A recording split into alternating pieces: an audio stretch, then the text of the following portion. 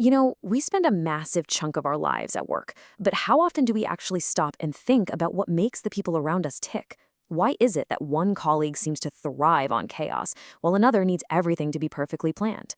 Well, that's exactly what we're going to dive into today, the hidden building blocks that shape everything we do in the workplace. Seriously, think about it. The last time your boss announced some big new project, right? I bet you saw a whole range of reactions. You had one person who was probably super excited, another who looked instantly stressed out, and maybe someone else who just didn't seem to care at all. It's the same situation, but with completely different responses. Understanding the why behind all that isn't just interesting, it's practically a superpower at work. So here's our game plan. We're going to start with the basics, what behavior even means in this context.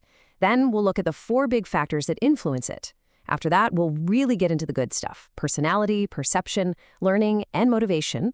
We'll put all those pieces together to see how they create a cycle. And most importantly, we'll wrap up by talking about why any of this actually matters for you in your day-to-day life.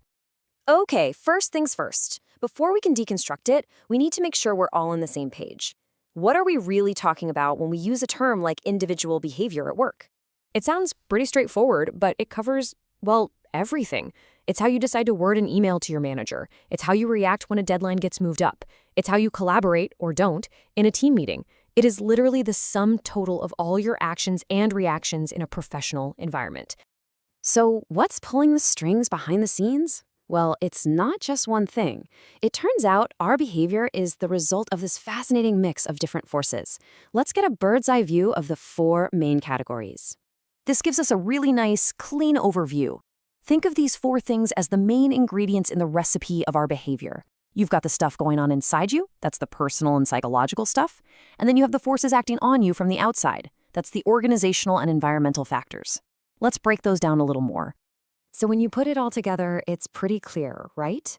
Who you are at work is a blend of your core personality, what's driving you at the moment, the vibe of your company, and even what's happening at home or in the wider economy. It's this whole complex ecosystem, and every single part is connected. All right, let's zoom in a bit. We're going to start with those internal factors. And 2 of the biggest ones are personality and perception. This is really about how we're fundamentally wired and the unique lens through which we see the world. I love this way of thinking about it. Your personality is basically your default setting. It's your consistent go-to way of thinking, feeling, and acting across different situations. It's what makes you, well, you. And while we can all adapt, these core patterns tend to be pretty stable. So how do we even begin to measure something like that? Well, this is one of the most popular ways. It's called the Big 5 model, and it's a super useful framework. It suggests that personality can be broken down into 5 main dimensions. You've got openness. Are you more of a creative, curious type or more practical and down-to-earth? Conscientiousness is all about how organized and disciplined you are. Extroversion is that classic one. Do you get your energy from being around others, or do you recharge by being alone? Then there's agreeableness. How cooperative and trusting are you? And finally, neuroticism, which is really about emotional stability. The key thing to remember is that we all land somewhere on a spectrum for each of these traits. Okay, so if personality is who you are, then perception is how you see. It's your personal filter on reality. I mean, 2 people can look at the exact same email from a manager and have completely different takeaways.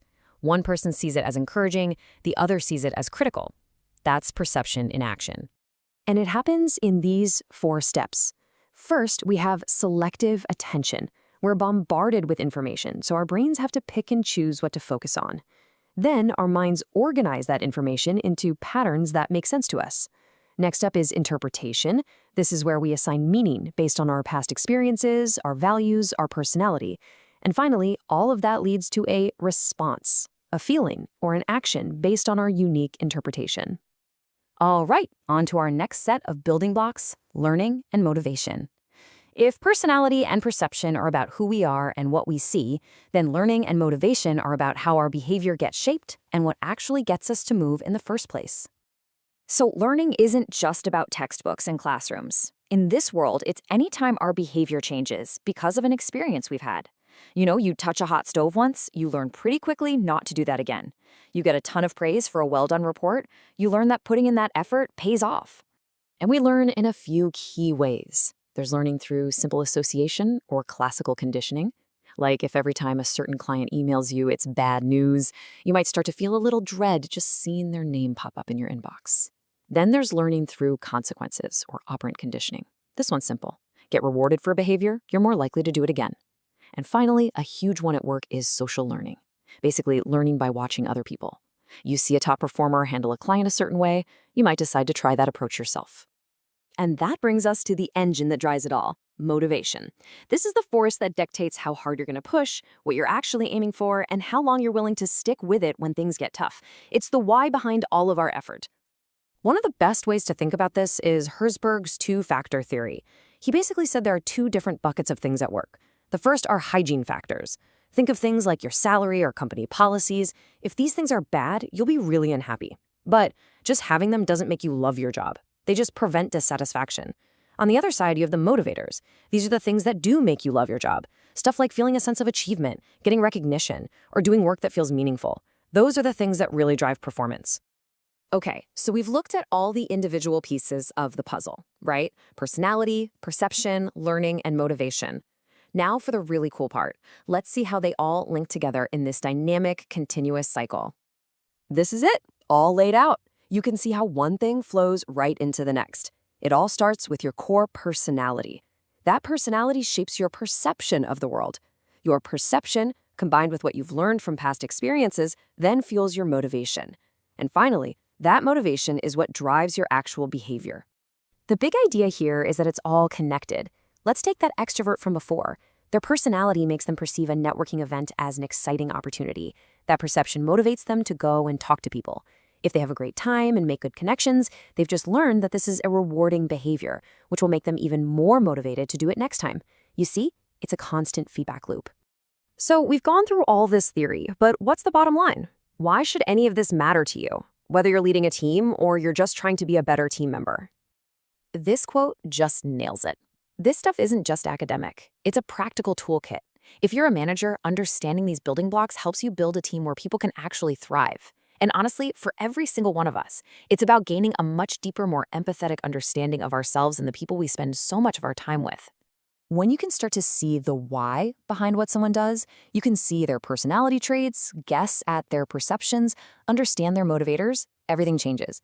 Communication gets easier, conflicts get resolved faster, you can build way stronger teams. It shifts you from just reacting to people to actually truly understanding them. So I'm going to leave you with this question to chew on. Now that you've seen this cycle, from personality all the way to behavior, what's one thing about your own habits or reactions at work that suddenly makes a little more sense? Because figuring that out is the first step to becoming more effective and maybe even a little happier in your career.